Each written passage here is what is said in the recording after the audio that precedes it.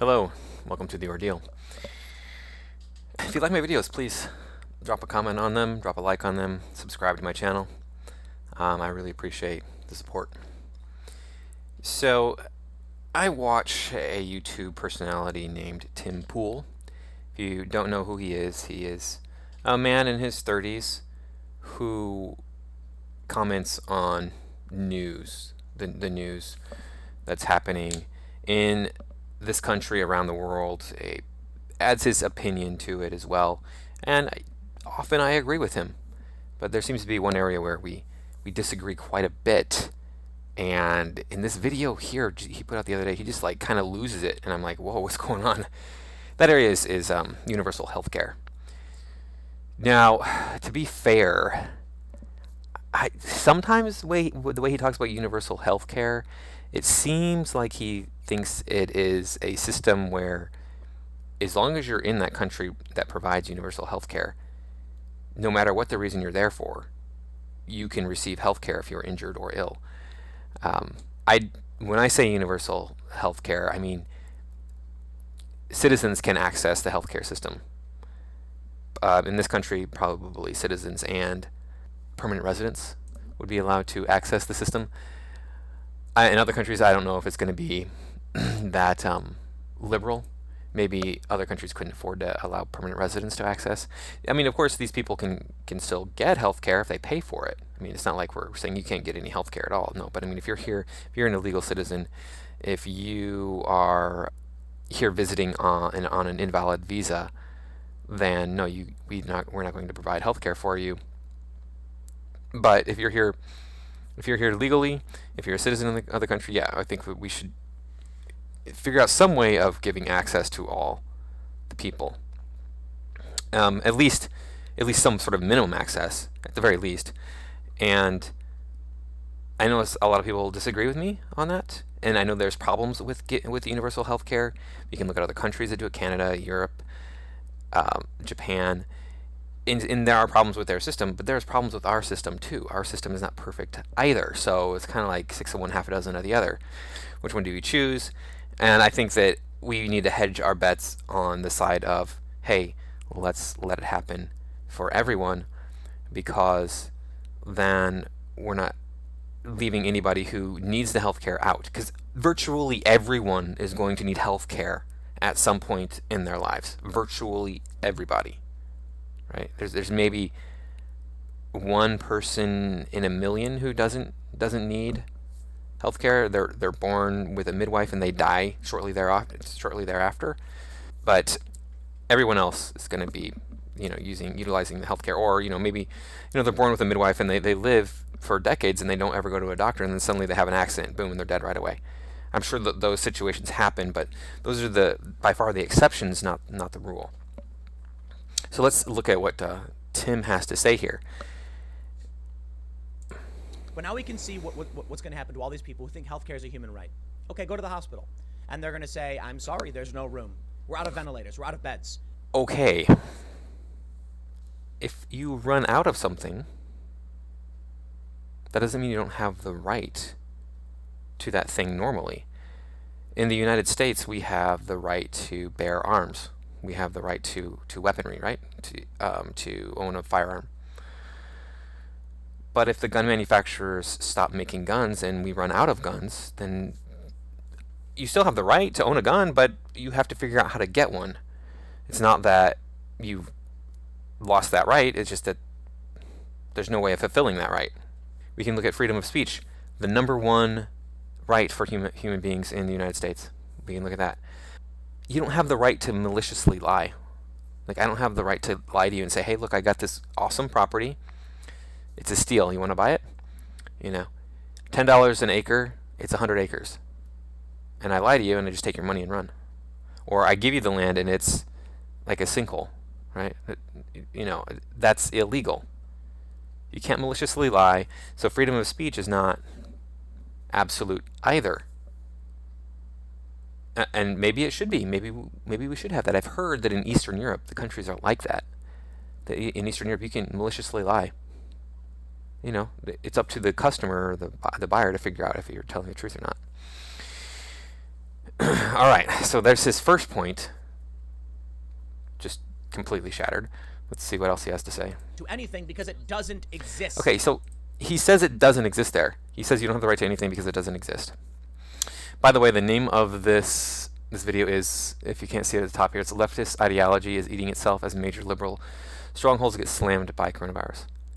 So he says it doesn't exist. Now, I don't know if he means rights don't exist or the right to healthcare doesn't exist. No rights exist abstractly in the universe. No rights exist abstractly in the universe. You have the right to absolutely nothing unless a governing body says you do.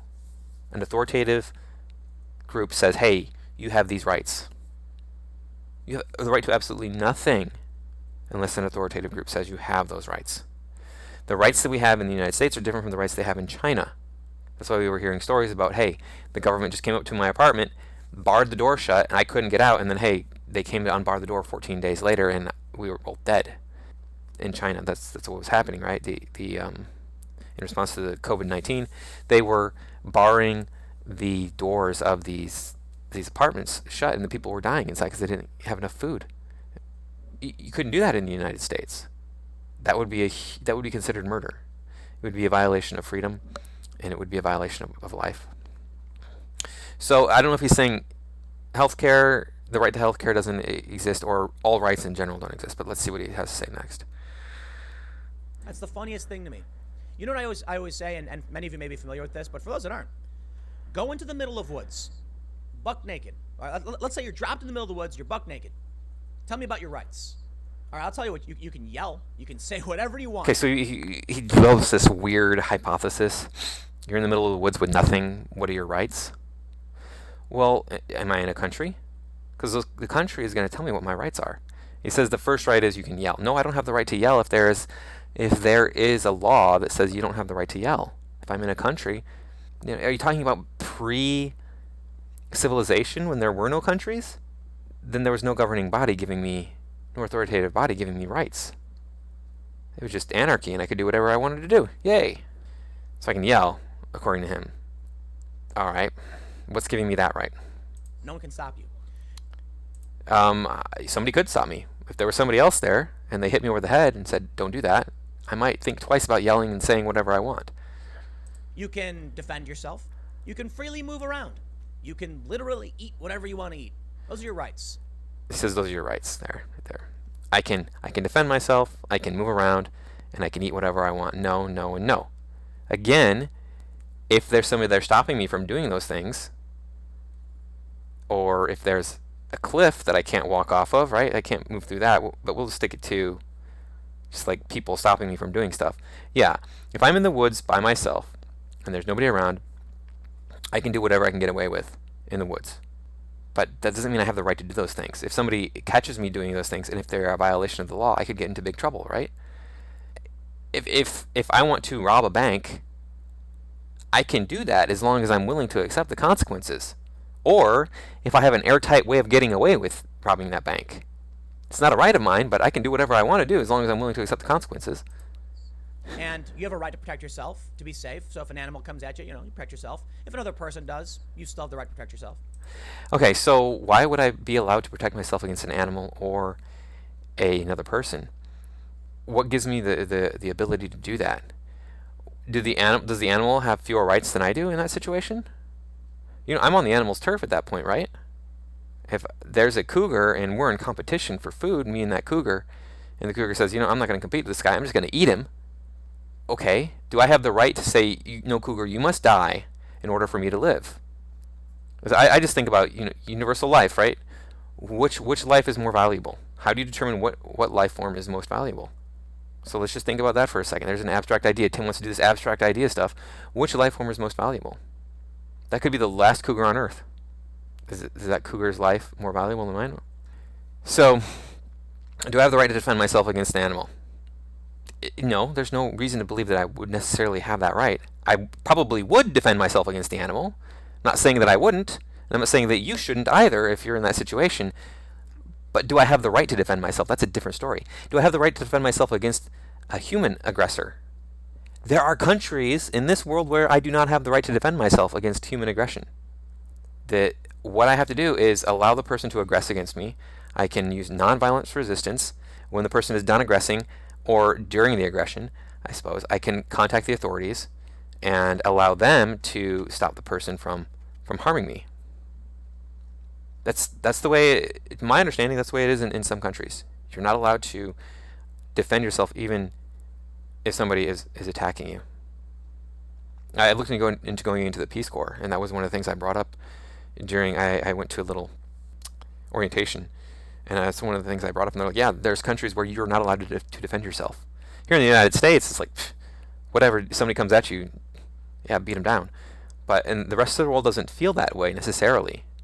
So what gives you the right to defend yourself in this situation that he's talking about? Why is one person's life more valuable than another person's life?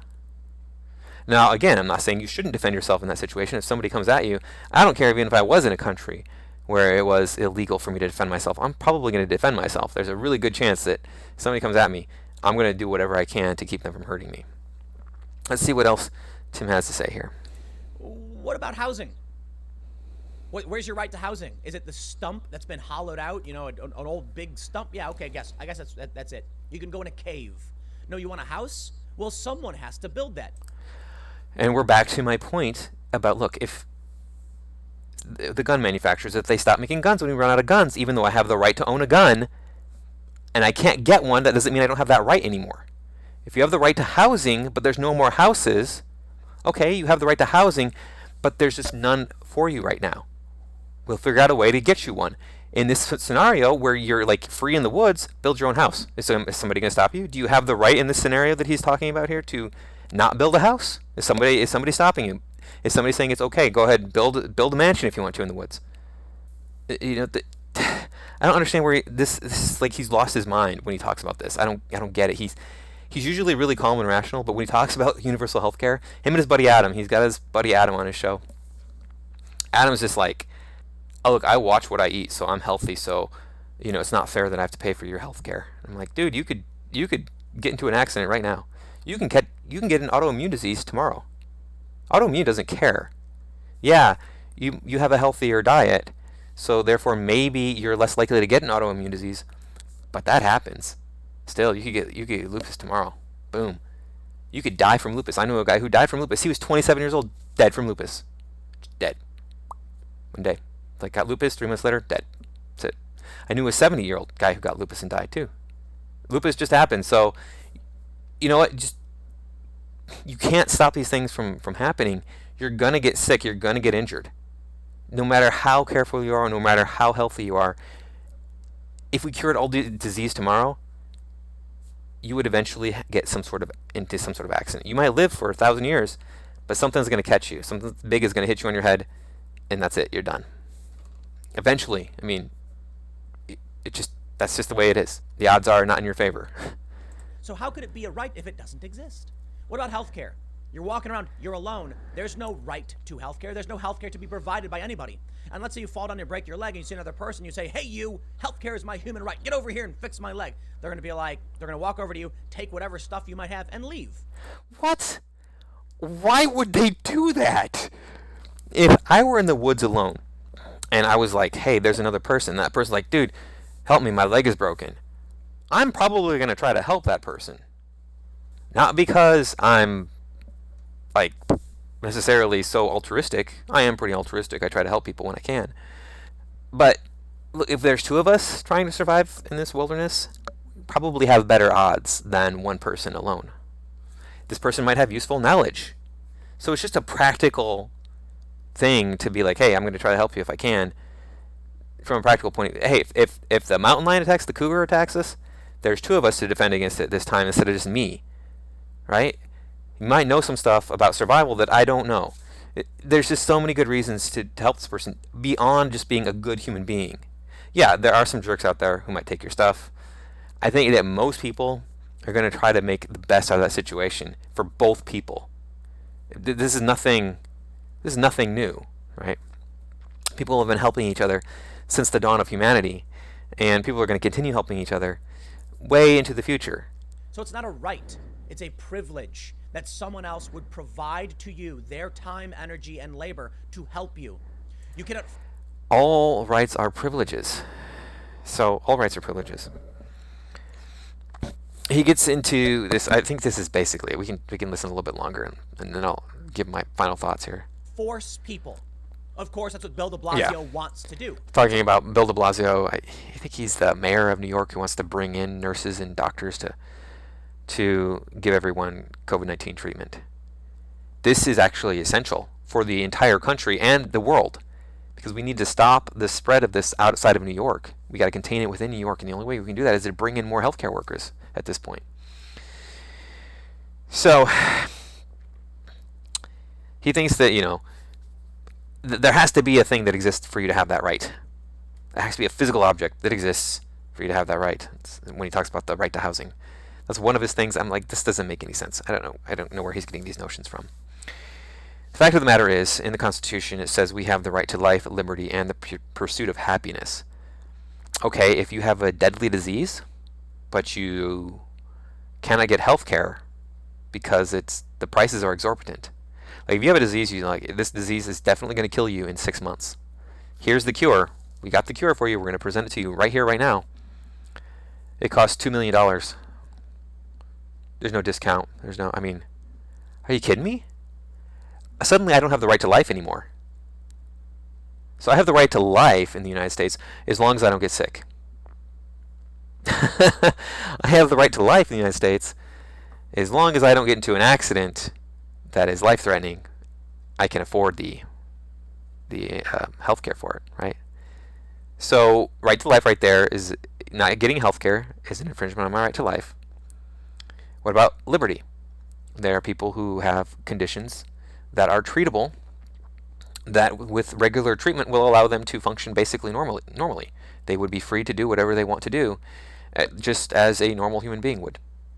But because of their conditions, they cannot pursue anything in the realm of freedom. They are homebound. They are even bedridden because they can't afford their treatments at all. And I know people who suffer from chronic joint problems, and chiropractic medicine goes a long ways to allowing them to function normally. But they can't afford to go to the chiropractor. Are you kidding me? Really? And then pursuit of happiness. How happy are you going to be if you're sick all the time? How happy are you going to be if you're injured? If you have like a debilitating injury that can be treated and cured with medicine? This is actually getting into an infringement of your constitutional rights, in my opinion. And I think I'm making a cogent argument here. Now, if we look at the Constitution, I think that they did not foresee a future where we could cure the diseases that we have. We live, as compared to people 150 years ago, we are angels. We are literally things that they would dream about. The things that we have today. It's like I can go, compared to the person 150 years ago, I can go to the refrigerator and I can pull out a gourmet meal and have that prepared in half an hour. 150 years ago, a gourmet meal was something you didn't even know existed. You heard kings eat this food. Oh my goodness. It's amazing. I wish I could be a king or a princess or something and have all this amazing lifestyle. I live better than a king did. Maybe not 150 years ago, but 300 years ago? Yeah, I live better than a king. So when they wrote the Constitution, a long time ago, right? Looking at 250 years, almost. I don't think they could envision a future where you could go to the doctor and he could give you a pill and it would save your life. It would keep you from dying. 250 years ago, if you got a cut on your finger, dude, it was nice knowing you. It's nice knowing you, man. So, have a good life.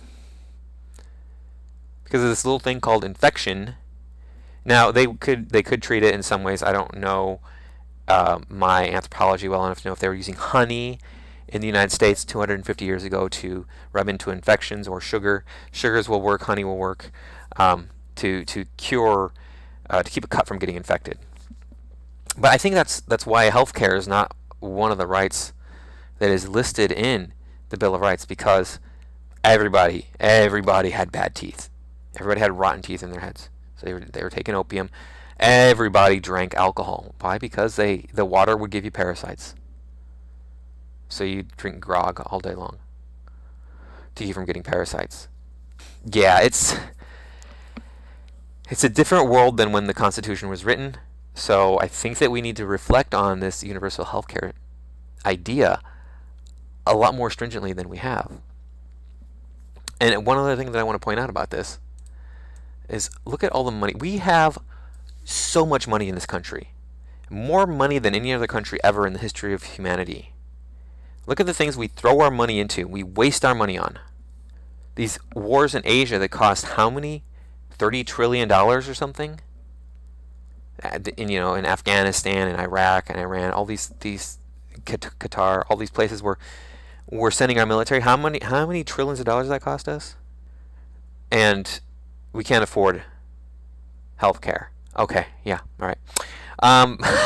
Doesn't make any sense. What about the the $13 trillion we gave to Wall Street when they screwed us over? They robbed us. Those rich people robbed the American people with a scam that they couldn't keep afloat, and then they lost money, our money, and so we gave them even more of our money, $13 trillion of our money, just so they could keep doing whatever kind of scam they're running now. But we can't afford universal health care. No, that's going to be too expensive. Yeah. This stuff we throw our money on, we get subsidies to oil companies in the tens of billions of dollars every year. Oh, and by the way, the bailout, this is not the first bailout that we've done for Wall Street and the banks. We did one in the 90s, we did one in the 80s. In the 90s it was billions of dollars, in the 80s it was millions of dollars. I'm assuming, I don't have the numbers in front of me, but hundreds of millions of dollars and hundreds of billions of dollars. And now it's up to trillions of dollars. We throw all this money away at all these different projects that just hurt us in the long run, and hurt us in the short term and in the long term. But healthcare, oh my goodness. Allowing a person to get back to work? We don't need people working.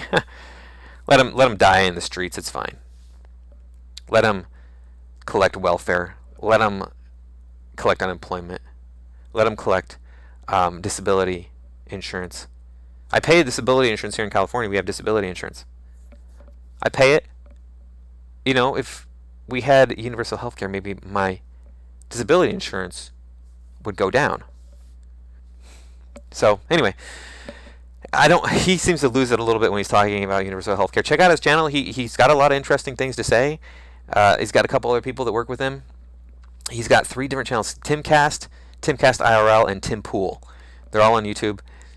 I think he's a sincere guy. I don't think that he is malicious, but I think he's lost his way on the universal healthcare front. So anyway, thanks for watching. I'll check you out next time.